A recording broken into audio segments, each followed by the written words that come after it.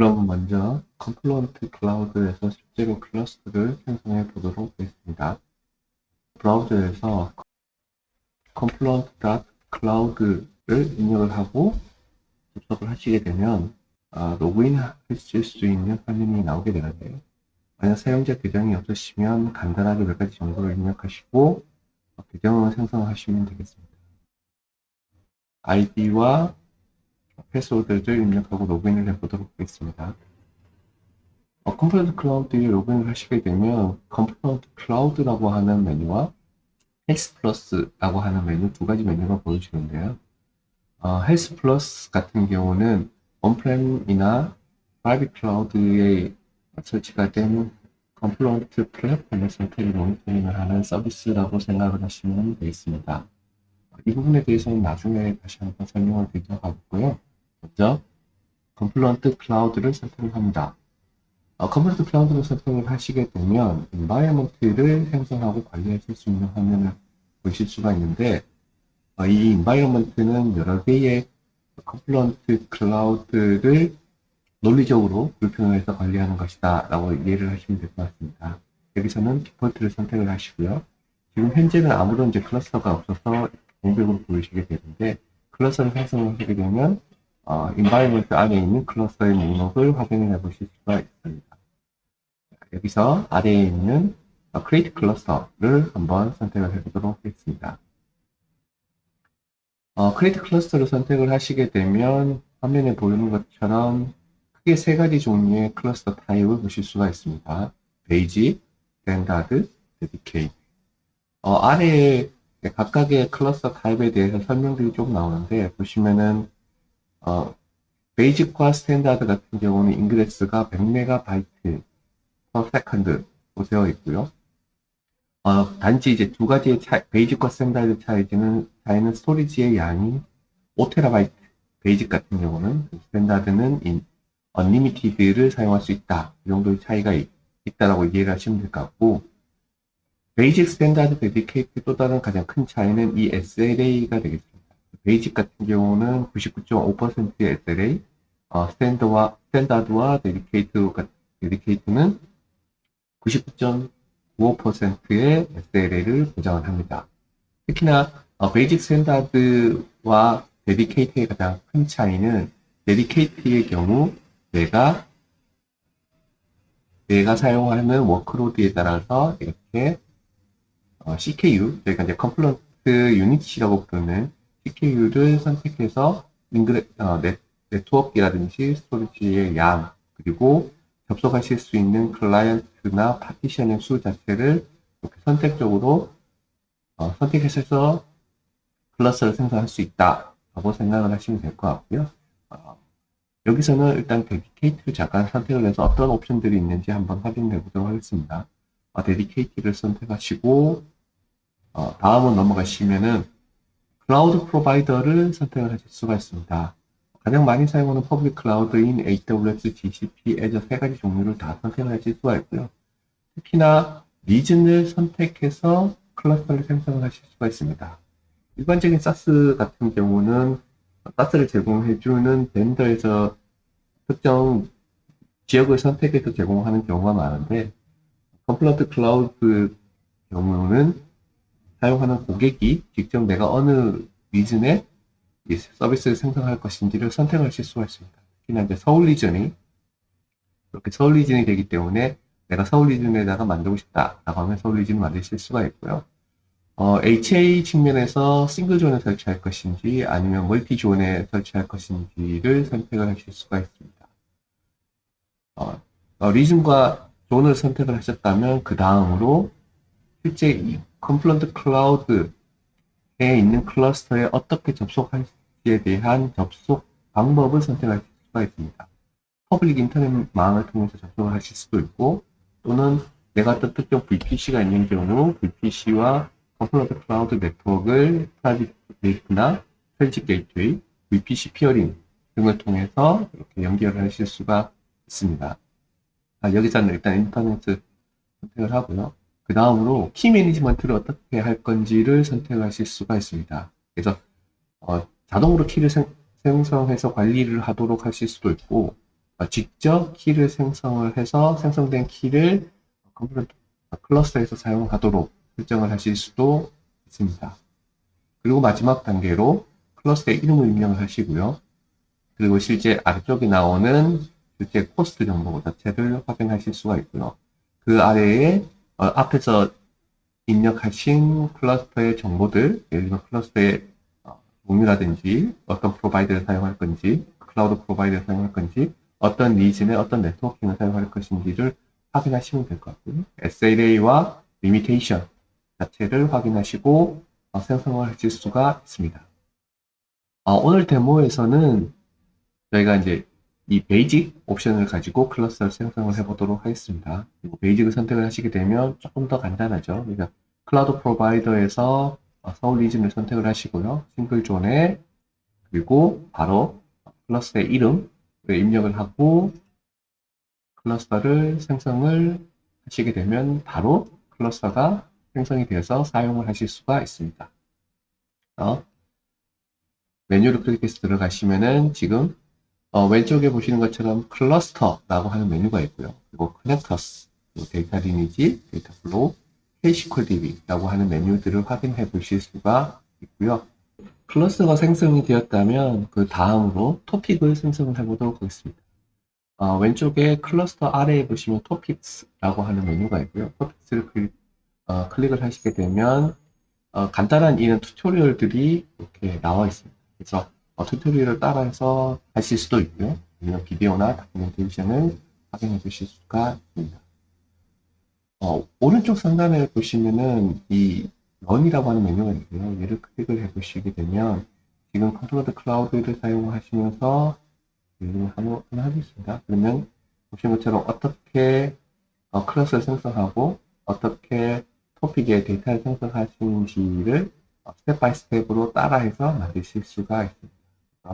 초보자 같은 경우는 오른쪽 상단에 있는 튜토리얼을 확인을 해 보시면 좋을 것 같고요. 여기에서는 제가 create topic에서 토픽 빌더를 통해서 토픽을 생성을 해 보도록 하겠습니다. 보통 이제 카프카에서는 카프카 토픽 CLI를 통해서 많이 토픽을 생성하시는데요. CLI뿐만 아니라 이런 간단하게 토픽 빌더를 통해서 생성하실 수가 있고요. 토픽의 이름과 파티션의 개수를 입력하실 수가 있고, 오른쪽에 보시면은 이름과 파티션 이외에 리플리케이션 팩터라든지 아니면 미니 싱크 입력할 수나 아니면 리텐션 주기라든지 같은 걸 선택을 하실 수가 있고, 오른쪽에 커스터마이즈 세팅을 눌러보시면은 이렇게 리텐션 타임, 그래서 지금 내가 일주일을 보관할 건지 아니면 인피니티라고 해서 계속 무한대로 데이터를 클라우드에다 저장할 건지를 선택을 하실 수가 있습니다. 그리고 토픽 이름과 파티션의 수를 결정을 하셨으면 create 하셔서 이렇게 토픽을 생성을 하실 수가 있습니다. 토픽이 생성이 되었다고 하면 다음으로 클라이언트 애플리케이션을 한번 만들어 보도록 하겠습니다. 왼쪽에 클러스터 아래에 가시면 이제 클라이언트라고 하는 메뉴가 있고요. 클라이언트를 눌러보시면 지금 현재 컴플런트 클라우드에서 지원을 하는 클라이언트의 목록을 보실 수가 있는데요. 자바라든지 파이썬, C# 또는 C++, 코틀린이라든지 아니면 스칼라, 스프링 붓, 노드.js 같은 다양한 클라이언트들을 지원을 하고 있습니다. 오늘 이 시간에는 스프링 부트 애플리케이션을 한번 만들어 보도록 하겠습니다. 스프링 부트 애플리케이션을, 스프링 부트 클라이언트를 선택을 하시게 되면 아래쪽에 스프링 부트 애플리케이션에서 컴플런트 클라우드에 접속을 하실 수 있는 그런 접속 정보 자체를 확인해 보실 수가 있고요. 먼저 여기 보시면은 사스 자스 컨피그레이션에 이렇게 클러스터 API 키와 클러스터 API 시크릿 두 가지의 키가 정보가 필요한데 오른쪽에 보시면은 클러스터 API 키라고 하는 메뉴가 있죠. 여기서 클러스터 API 키를 크리에이트 하게 되겠습니다. 여기서 디스크립션에다가 스프링 카프카 클라이언트라고 입력하고 생성을 하시면은 되겠습니다. 그러면 이 부분은 카피를 해 두고요. 그러면 실제로 start.spring.io에 접속을 하셔서 클라이언트 애플리케이션을 생성을 해보도록 하겠습니다. 일단 그레이드 프로젝트로 코틀린으로 생성을 하시고요. 스프링부트는 가장 최신 스테이블 버전을 사용하도록 하겠습니다. 그리고 그룹명과 아티팩트는 뭐 그대로 입력을 하시고요. 디펜던시에서 스프링 카프카를 입력을 하시게 되면 스프링 4 아파치 카프카를 선택을 하실 수가 있습니다. 네, 를 선택을 하시고 generate를 선택을 하시게 되면 바로 이렇게 템플릿 자체를 입력을 하실 수가 있겠고요.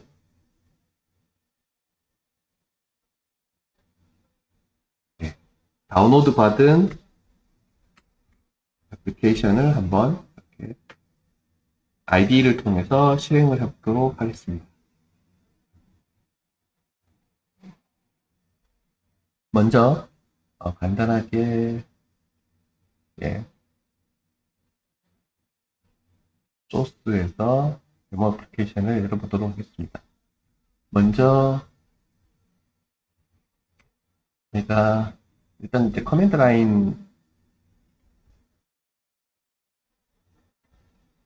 라인으로 이제 애플리케이션을 생성할 거기 때문에 커맨드 라인 애플리케이션을 생성을 하고요. 오버라이드를 해서 런 애플리케이션을 하나 생성을 하도록 하겠습니다. 이는 일단 투두는 나중에 할 거고요. 그리고 실제 이 카프카 금방 만든 테스트라고 하는 토픽에서 메시지를 받기 위해서 저희가 카프카 리스너를 통해서 메시지를 받도록 하고요. 저희가 일단 토픽은 일단 저희가 이제 테스트라고 하는 토픽에서 메시지를 받게 되고 클라이언트 그룹 아이디를 이제 컨슈머 그룹 아이디를 컨슈머 그룹 01 이렇게 입력을 하도록 하겠습니다. 그리고 get message라고 하는 이름으로 메시지라고 해서 메시지를 받고요. 그리고 메시지는 그냥 이제 단순하게 스트링 타입의 메시지를 저희가 받는 걸로 하고 지금 현재 여기에서는 간단하게 그냥 시스템 콘솔로 프린트아웃 하는 것을 하도록 하겠습니다. 그리고 여기서 어레이죠. 어레이로 여러 개의 토픽 데이터를 받을 수가 있습니다. 이렇게 되면 컨슈머 자체는 일단은 개발이 됐다라고 이해를 하시면 될 것 같고 실제 이 클라이언트 애플리케이션에서 클라이언트 컴플런트 클라우드에 접속할 수 있는 접속 정보를 애플리케이션 프로퍼티나 애플리케이션 야물에다가 추가를 하게 됩니다. 요 정보는 앞에 저희가 클러스터를 생성을 하시고 만들었던 요 위쪽에 요 부분을 그대로 카피를 하셔서 이렇게 추가를 하시면은 그러면 AWS에 있는 컴플런트 클라우드의 요 인증 정보를 통해서 접속을 하시게 되고요. 한 가지 더 추가적으로 카프카 컨슈머의 오토 액세스는 저희가 얼리스트로 지정을 하게 되고요. 그리고 카프카 컨슈머의 TD 시리얼라이즈 같은 경우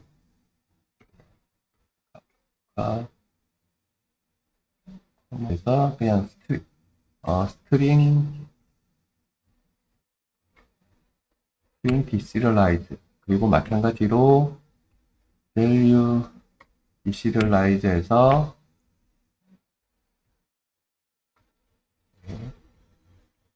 org common serialization에서 string deserialize라고 해서 그래서 해당하는 애플리케이션 자체를 이렇게 하시게 되면 애플리케이션이 빌드가 되고요. 빌드 탭을 열어서 보시면은 이제 애플리케이션이 컴파일이 됐고 이렇게 실행이 되면서 보시게 되면 네, 그룹 아이디를 가지고 클러스터에 접속을 했고요. 그리고 파티션이 지금 제가 이제 6개의 파티션으로 테스트를 만들었죠. 파티션 0, 1, 2, 3, 4, 5 5개의 파티션을 모두 요 컨슈머 그룹에서 읽도록 지금 준비가 되었습니다. 그러면 다시 컴플런트 클라우드 웹 UI로 돌아가서 클러스터에서 메시지 토픽의 메시지를 작성해 보도록 하겠습니다. 그래서 테스트라고 하는 토픽을 선택을 하시고요. 그리고 메시지라고 하는 탭을 클릭을 해서 들어가 보시게 되면 실제 요 메시지라고 하는 탭은 테스트라고 하는 토픽에서 가지고 있는 메시지 자체를 직접 보실 수 있을 뿐만 아니라 새로운 이렇게 메시지를 프로듀싱을 하실 수도 있습니다. 그래서 여기서는 오늘은 간단하게 hello world라고 해서 입력을 하시고 produce를 해보겠습니다. 그러면 메시징이 이렇게 producing 됐고요. 마찬가지로 밑에 보시면은 클라이언트 애플리케이션에서도 이렇게 hello world라고 하는 메시지가 이렇게 컨슈밍이 된 것을 확인해 보실 수가 있습니다. 앞에서 이제 클래스를 생성을 하시고 토픽을 만들고 클라이언트 애플리케이션을 생성하는 과정을 보셨지만 굉장히 손쉽게 카프카를 사용을 하는 애플리케이션을 생성할 수 있다라고 하는 것을 보실 수가 있습니다. 컨슈머를 만들어 보았으니 이제 프로듀서를 한번 만들어 보도록 하겠습니다. 이 애플리케이션에는 자바 페이커라고 하는 모듈을 통해서 랜덤한 그런 메시지를 만들어서 토픽에 전송을 하는 것을 한번 해보도록 하겠습니다. 먼저 저희가 랜덤 메시지를 생성을 하기 위해서 자바 페이커라고 하는 모듈을 사용할 건데요. 빌드 그래드에다가 자바 페이커를 이렇게 추가를 해주고요. 그 다음에 실제로 페이커를 이렇게 페이커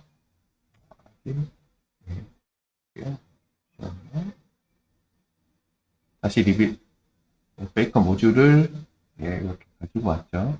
페이커 모듈을 가지고 온 걸 확인하실 수가 있고요. 그래서 페이커에서 임포팅을 하고요.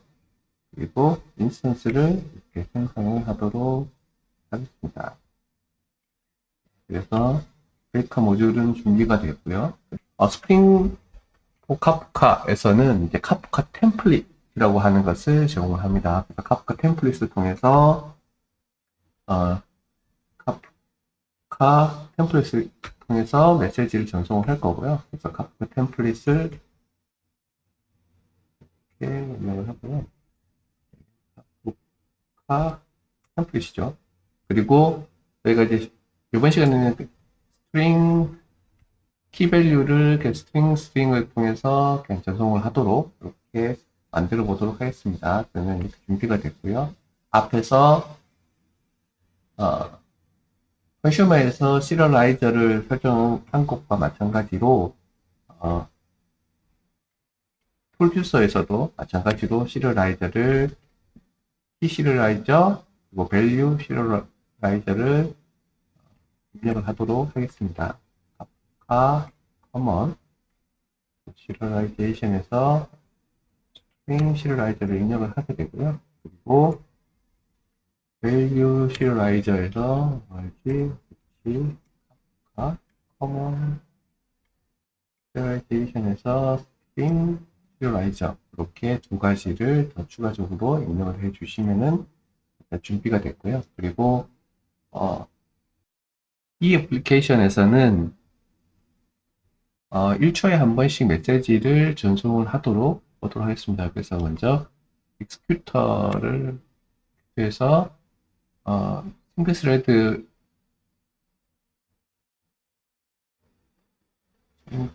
new single 예, 스케줄 익스큐터를 하나를 만들고요. 여기서 스케줄을 하나를 생성을 하도록 하겠습니다. 스케줄 픽스 레이트로 하나 생성을 하게 되고요. 그리고 런어블 하나 생성을 하도록 하겠습니다. 그리고 나서 보시면 이제 값이 런어블 커맨드 하나, 그리고 이제 이니셜 딜레이, 그리고 pdr, 그리고 유닛 이렇게 네 가지의 파일을 입력을 해야 되고요. 일단은 런어블에 오버라이딩을 하나 해야죠. 오버라이드를 하나 하고 런 오버라이드를 하고 그리고 페이커, 포빗, 버터를 하나 만드는 되는 것을 전송을 하죠. 그리고 앞에서 만든 카프카 템플릿에서 send라고 해서 하나 만들고 대상은 토픽은 테스트, 그리고 메시지는 금방 랜덤하게 생성하는 메시지를 생성을 하시게 됩니다.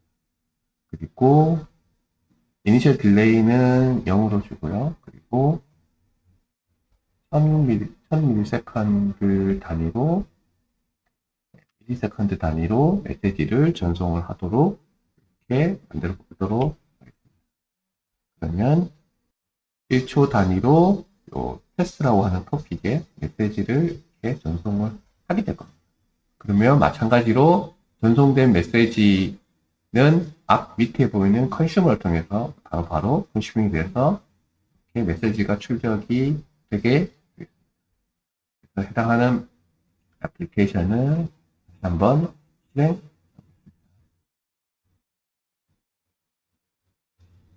네, 프로듀스 하시면 되고요. 보시는 것처럼 이렇게 바로 메시지가 출력이 되는 것을 확인해 보실 수가 있고요. 마찬가지로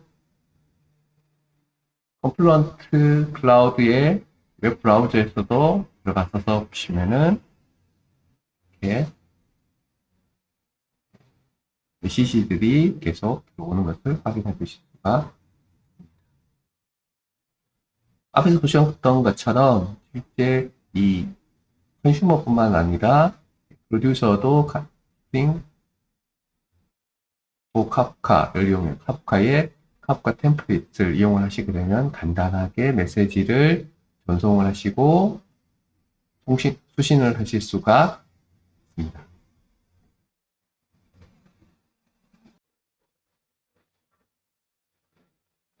컴플런트 클라우드 토픽 UI에서는 이 메시지 자체를 직접 확인하실 수 있을 뿐만 아니라 지금 현재 이 토픽의 얼만큼의 데이터 자체가 프로덕션, 생성이 되고 있고 컨슈밍이 되고 있는지 이 정보 자체를 이렇게 보실 수가 있고, 프로덕션을 클릭하시게 되면 데이터가 이렇게 초당 88바이트 per 세컨드로 솔풋이 발생하고 있다라고 하는 정보 자체를 컨션션 자체도 얼만큼 이루어지는지를 이렇게 확인을 해 보실 수가 있습니다.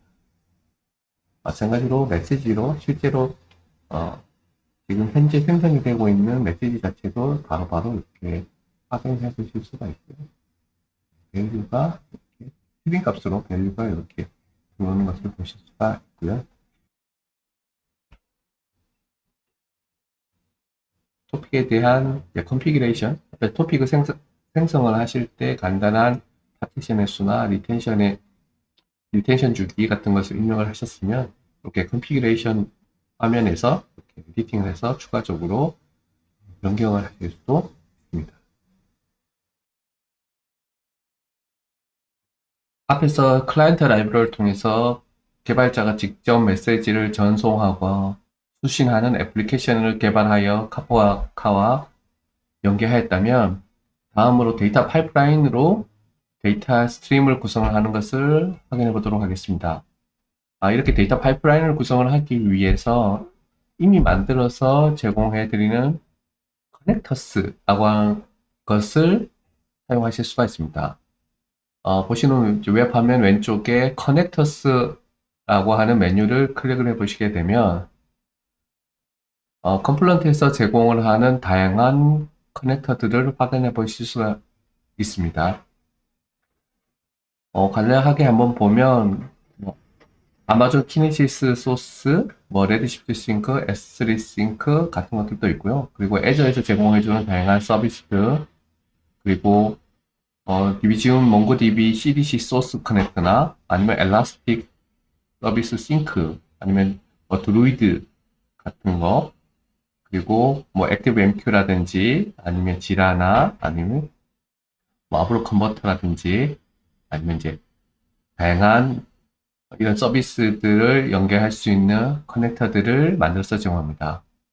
커넥터를 보시면은 크게 아래쪽에 그 fully managed라고 파랗게 되어 있는 게 있고, 그런 게 없는 커넥터들이 있는데, fully managed라고 되어 있는 커넥터들은 기본적으로 컴플런트 클라우드에서 실행이 되는 그런 이제 커넥터라고 이해하시면 될 것 같고요. 이렇게 아무런 표시가 없는 커넥터 같은 경우는 이 커넥터를 실행하기 위한 커넥터 워크 노드가 필요하다. 이렇게 이해를 하시면 되겠어요. 이번 데모에서는 먼저 토픽을 하나 만들고요. 네, 일단은 페이지라고 하는 토픽을 생성을 하겠습니다. 그리고 정말 다양한 커넥터들 중에서 데이터 젠 소스 커넥터라고 하는 게 있습니다. 얘는 뭐냐면 앞에서 저희가 애플리케이션에서 자바 페이커라고 하는 모듈을 통해서 랜덤한 메시지를 만들어서 토픽에 메시지를 전송을 했다면 이 데이터 젠 같은 경우는 이제 커넥터에서 그런 이제 랜덤한 더미 데이터 자체를 만들어서 토픽에 전송을 하는 커넥터다. 이렇게 이해하시면 될 것 같고요. 애플리케이션을 개발하실 때 이런 그런 이제 더미 데이터가 필요하다라고 하면 이 데이터 젠 소스 자체를 이용하시면은 손쉽게 구성을 하실 수가 있습니다. 그래서 먼저 이름은 기본 데이터 젠 소스 커넥터 인도바 제로라고 하시게 되고요. 마찬가지로 캅카 클러스에 연결하기 하기 위한 API 키 시크릿이 필요한데 앞에서 스프링 부트 애플리케이션 만들 때 사용했던 키 시크릿을 그대로 사용하셔도 돼요. 아니면 여기서 새로운 API 키와 시크릿을 생성을 하실 수가 있습니다. 여기서는 새로운 키를 하나를 생성을 하고요. 그리고 토픽의 이름은 페이지라고 하는 토픽에 메시지를 전송을 하도록 했습니다. 그리고 메시지의 스키마는 메시지의 포맷, 밸류 포맷은 아브로를 통해서 메시지를 전송을 하게 되고요. 여기는 페이지 뷰라고 하는 메시지 자체를 생성해서 전송을 하도록 하겠습니다. 근데 페이지 뷰 이외에도 오더나 프로덕트, 유저스, 스타트 트레이드, 그리고 뭐 클릭 스트림 같은 다양한 종류의 더미 데이터들이 있기 때문에 이런 것들을 직접 한번 사용해 보시면 좋을 것 같습니다. 여기서는 페이지 뷰를 생성을 하고요. 몇 개의 타스크를 커넥터가 실행할 건지를 선택을 하실 수가 있고요. 여기서는 하나를 선택을 하시고 넥스트, 그리고 지금까지 입력한 정보 자체를 요약해서 한번 확인하시고 런치를 해서 커넥터를 이렇게 실행을 하실 수가 있습니다. 지금 이제 상태가 이제 프로비저닝 단계이고요. 잠시 기다리면 러닝으로 바뀌게 되겠습니다. 프로비저닝이 끝나게 되면 보시는 것처럼 커넥터의 상태가 러닝으로 바뀐 것을 보실 수가 있고요. 커넥터를 클릭을 해보시면 지금 현재 러닝 상태이고 지금 수가 프로덕션을 확인해 보실 수가 있습니다. 실제 그 소스 커넥터의 타겟 토픽을 페이지라고 만들었죠. 그래서 페이지를 가서 메시지를 한번 확인해 보도록 하겠습니다. 그러면 보시는 것처럼 페이지 유저 1 페이지 20, 유저 9 뭐 페이지 76처럼 이렇게 페이지 뷰에 대한 랜덤 메시지가 토픽에 계속 쌓이고 있는 것을 확인해 보실 수가 있습니다. 그러면 다음으로 이렇게 소스 커넥터를 통해서 어떤 특정한 시스템에서 데이터를 가지고 왔으면 가지고 온 데이터 자체를 타겟 시스템 쪽에 데이터를 보내보도록 하겠습니다. 그래서 새로운 커넥터를 하나를 더 추가를 하겠습니다. 이번 시간에는 AWS의 레드시프트 싱크 커넥터를 통해서 데이터젠 소스 커넥터를 통해서 만들어진 데이터가 카프카의 페이지스라고 하는 토픽에 저장이 되고 페이지에 있는 토픽에 있는 메시지를 아마 AWS의 레드시프트에 저장을 해보도록 하겠습니다. 레드시프트 싱크 커넥터를 선택을 하시게 되면 어떤 토픽에서 메시지를 가지고 올 것인지 선택을 하실 수가 있고요. 여기서는 페이지를 선택을 하겠습니다.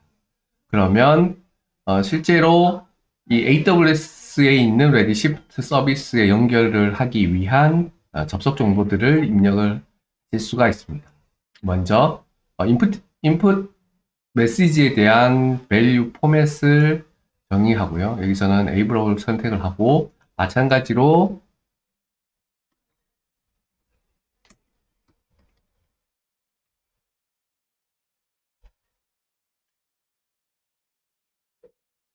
네.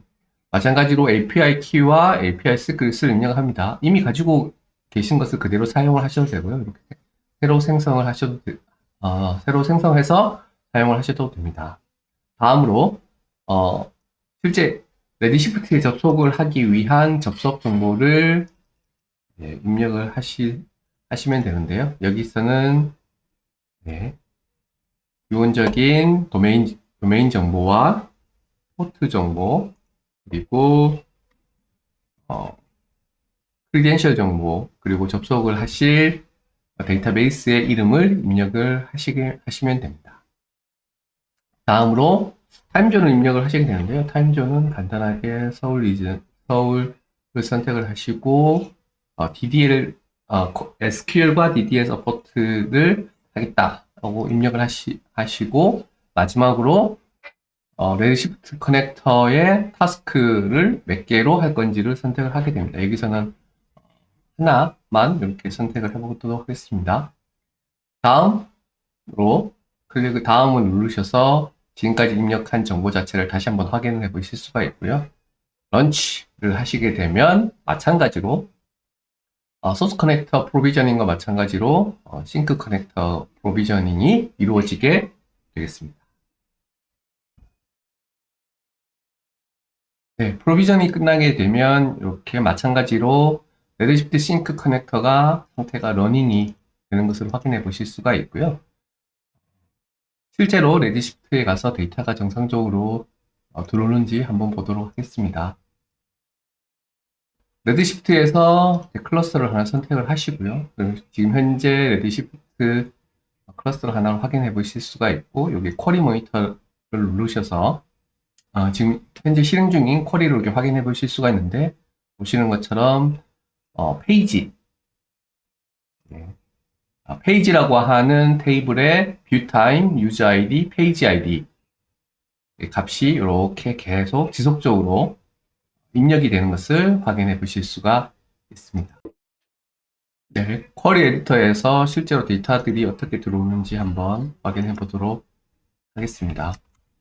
from page 라고 하는 테이블에서 오늘 왼쪽에 테이블이 있죠. 네. 테이블에서 쿼리를 실행을 하도록 하겠습니다. 그러면 지금 현재 쿼리가 실행 중이고 지금 현재 뷰타임 그리고 유저 아이디, 페이지 아이디를 이렇게 확인을 해 보실 수가 있고요. 예를 들어서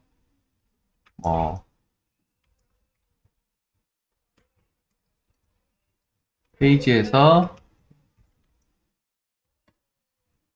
유저 아이디가 유저 1인 사용자들을 이렇게 검색을 해 보시면 지금 현재 1075개의 카운트가 있다는 것을 확인해 보실 수가 있습니다.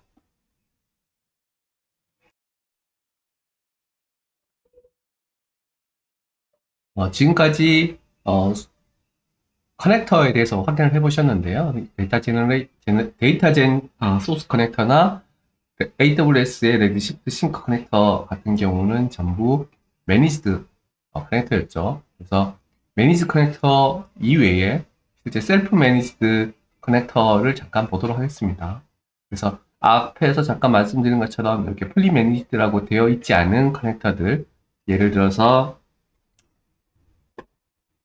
JDBC 커넥터다 라고 하는 경우 JDBC 커넥터를 선택을 하시게 되면 보시는 것처럼 JDBC 커넥터에 대한 설명들, 서포트에 대한 라든지 라이센스에 대한 것들을 확인해 보실 수 있고, 실제 컴플런트 허브 CLR을 통해서 어떻게 로컬에 온프렘이나 뭐 원하는 그런 이제 인프라스트럭처에 실제 이 커넥터를 설치할 수 있는지에 대한 정보가 나오고요. 그리고 다음 넥스트를 클릭을 하시게 되면 보시는 것처럼 실제 스텝 바이 스텝으로 스탠드 얼론 형태로 또는 디스트리뷰티드 형태로 커넥터를 실행하실 수 있는 방법이 스텝 바이 스텝으로 표현이 되어 있습니다. 그래서 실제로 이제 컴플런트 플랫폼을 다운로드 받으시고요. 실제 카프카 클러스터에 접속할 수 있는 API 키와 시크릿을 생성을 하시고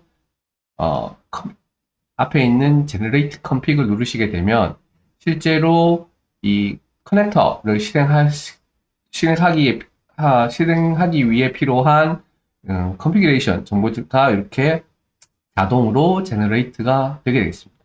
그러면 보시는 것처럼 토픽을 생성을 하시고, 마찬가지로 지금은 디스트리뷰티드를 선택했죠. 디스트리뷰티드, 커넥트 디스트리뷰티드 하고 위에서 만들어진 요 프로퍼티 파일을 입력을 하시고 커넥트를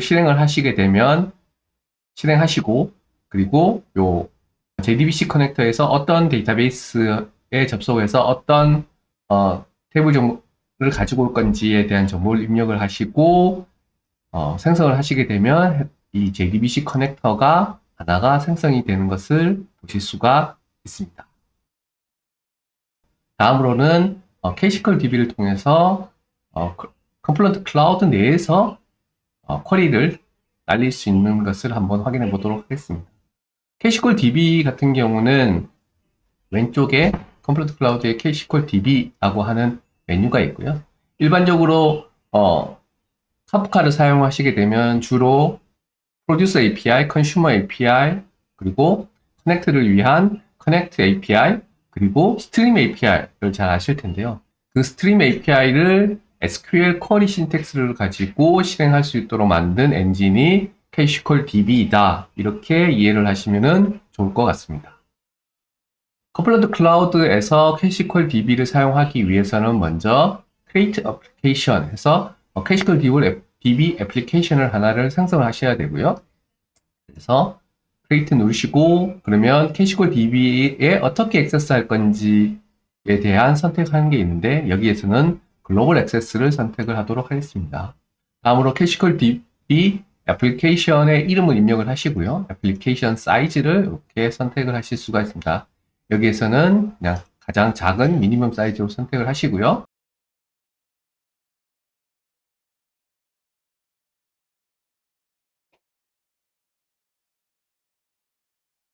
그러면 캐시컬 DB 애플리케이션이 프로비저닝이 되게 되겠습니다. 프로비저닝이 끝나게 되면 SQL 쿼리를 생성을 해서 실제로 캐시컬 DB가 어떻게 동작하는지 확인해 보도록 하겠습니다. 세미콜론을 입력하고 run 하시게 되면 보시는 것처럼 이 페이지라고 하는 토픽에 있는 데이터를 스트림 형태로 가지고 오게 됩니다. 그러면 스트림을 해서 쿼리를 한번 해보시게 되면 보시는 것처럼 실제 뷰타임, 유저 아이디, 페이지 아이디에 대한 데이터가 실시간으로 계속 끊임없이 스트림 형태로 캐시컬 DB로 오는 것을 확인해 보실 수가 있고요. 앞에서 레드시프트에서 쿼리를 날려서 내가 원하는 데이터를 가지고 온 것과 마찬가지로 여기서도 create 테이블 해서 테이블을 하나 생성을 하도록 하겠습니다. 페이지 뷰 카운트 유저 아이디라고 하는 이름으로 하나 생성을 하고요. 어떻게 생성할 거냐면 실제 유저 아이디와 그 유저 아이디의 카운트를 생성을 할 건데 이 페이지스라고 하는 곳에서 실제로 이제 유저 아이디별로 그룹 바이를 한 다음에 그 그룹 아이디별로 몇 번의 페이지를 카운팅을 하는지를 이렇게 확인을 해 보실 수가 있고요. 여기서 확인해 보실 수가 있고, 여기서 추가적으로 내가 유저 아이디가 실제로 유저 언더바 원인 사용자만 내가 가지고 오고 싶다 라고 하면 이렇게 유저 아이디를 해빙으로 추가를 하시게 되면 실제로 이 페이지라고 하는 스트림에서 유저 아이디별로 그룹 바이가 되게 되고요. 그 그룹 바이 된 정보에서 실제로 유저 아이디가 유저 원인 사용자들의 카운트를 가지고 오게 됩니다.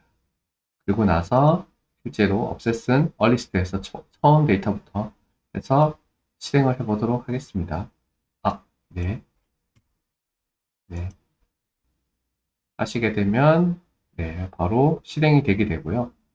해당하는 쿼리가 테이블을 가시게 되면 페이지 뷰 카운트 유저 아이디라고 하는 쿼리가 지금 현재 실행 중인 것을 확인해 보실 수가 있고요. 클릭해서 테이블에 있는 데이터가 정상적으로 이렇게 출력이 되는지를 한번 확인해 보도록 하겠습니다. 그러면 보시는 것처럼 유저의 아이디가 유저 언더바 원인 카운터가 1485개가 이렇게 있는 거 보실 수가 있고요. 지금 이 쿼리 자체는 지금 엔진에서 계속 끊임없이 실행 중이기 때문에 만약에 유저 아이디라고 하는 아이디가 새로 갱신이 되거나 업데이트가 되게 되면 이렇게 새로운 업데이트된 정보를 이렇게 끊임없이 계속 가지고 오게 됩니다. 이제 실제로 이제 유저별 페이지 카운트 수를 내가 가져다가 처리해야 되는 애플리케이션에서는 이 테이블에 있는 정보 자체만 읽게 되면 지금 현재 이 유저별로 몇 번의 페이지 카운트가 있는지를 실시간으로 이렇게 확인을 해 보실 수가 있습니다. 네, 지금까지 컴플런트 클라우드의 캅카 클러스터를 생성을 했고요. 캅카 클러스터에 토픽을 생성을 하고 해당하는 토픽에 실제로 프로듀서 API, 컨슈머 API를 통해서 메시지 자체를 송신하고 메시지 자체를 수신하는 애플리케이션을 만들어 보았고요. 그리고 커넥터스를 통해서 실제 소스 커넥터로 생성된 데이터를 토픽에 넣고 토픽에 있는 데이터를 AWS 레드시프트로 적재하는 것을 해보았습니다. 그리고 캐시콜 DB를 해서 쿼리를 만들어서 실제로 이 스트림 프로세싱이라고 표현을 하죠. 실시간으로 생성되는 데이터들을 확인해 보는 걸 해봤고요. 이런 모든 과정들을 진행을 하시면 실제 컴플런트 클라우드에서 데이터 리니지라고 하는 메뉴가 있습니다. 이 데이터 리니지라고 하는 메뉴는 실제 데이터 거버넌스 입장에서 실제 데이터가 어떻게 생성이 되고 생성된 데이터가 어떻게 흘러가서 최종적으로 클라이언트한테 전달되는지에 대한 정보 자체를 이렇게 한눈에 확인해 보실 수 있는 UI라고 생각하시면 될 것 같고요. 보시는 것처럼 이렇게 데이터젠 소스라고 하는 소스에서 페이지에 데이터가 생성이 되게 되고요. 그리고 컨슈머 커스텀 앱에서 실제 데이터를 요거는 실제로 이 컴플런트 클라우드의 웹 UI가 실제 컨슈머가 되겠죠. 그리고 레드시프트에서 데이터를 가져가고 되고요. 마찬가지로 캐시콜 DB 쿼리에서 페이지에 있는 데이터를 가져다가 실제 또 다른 토픽 페이지 SQL에서 생성을 하고 있는 PKSQL 토픽에서 데이터가 들어가는 것을 확인해 보실 수가 있습니다. 그래서 각각의 단계별을 클릭을 하시게 되면 오른쪽에 이런 서머라이즈드가 된 정보 자체를 보실 수가 있고요. 그래서 실제 이 페이지라고 하는 토픽에는 스키마 타입이 아브로 되어 있고 파티션이 6개고 실제 얼만큼의 데이터가 인, 아웃 하고 있는지 정보 자체를 보실 수가 있고요. 지금은 이제 페이지 토픽에 대해서 이렇게 보실 수가 있고요. 위를 누르시면은 지금 페이지 토픽이 아니라 테스트라고 하는 토픽에 대해서 프로듀스 애플리케이션 하나에서 생성해서 컨슈머에서 컨슈머 CG01이라고 하는 컨슈머 그룹에서 이렇게 데이터를 가입한다 라고 하는 걸 보실 수가 있고, 마찬가지로 토픽을 선택을 하시게 되면 지금 현재 얼만큼의 스루풋이 인아웃이 되고 있는지를 이렇게 확인을 해 보실 수가 있습니다. 네, 이상으로 컴플런트 클라우드 데모를 모두 마치도록 하겠습니다. 네, 감사합니다.